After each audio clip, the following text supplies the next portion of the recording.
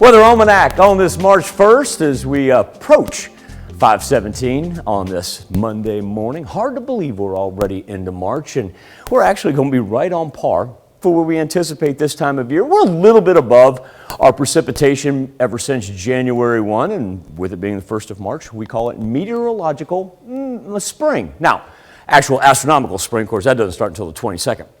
When we get the equinox, but this kind of reset our precipitation and see what we get for the next 3 months. 29 in Joplin, 27 in Parsons. Let's roll a pair of 29s in both Fort Scott and Nevada as the wind now moves in from the northeast almost. Look at that sweeping motion. I'll give you an idea.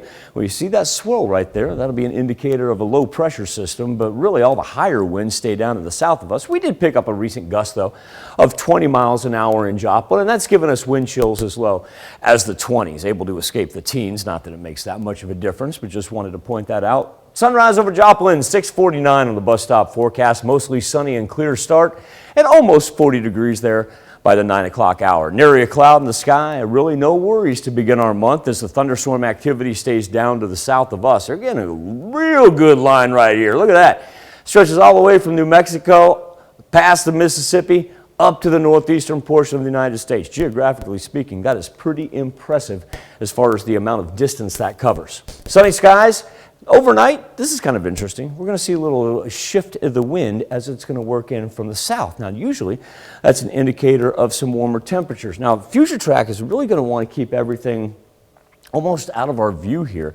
But one thing I do want to point out, though, if we get a little northerly shift from that precipitation through northwest Arkansas, we very well could see a little bit of it try to flip over for northeast Oklahoma and southern southwest Missouri. Certainly not going to be a lot. We'll kind of get a better view right here. So this is that line I'm talking about. If any of this decides, I want to push a little bit this way with all that Gulf moisture, you can see the little hump right there with those warmer temperatures, because that's where we see that thunderstorm activity. But I wanted to point that out because on the 7-day forecast, that's why we just hang with that 20% chance right there. And when we call it a mix, it's going to have to really be an elevated area for anything to flip over.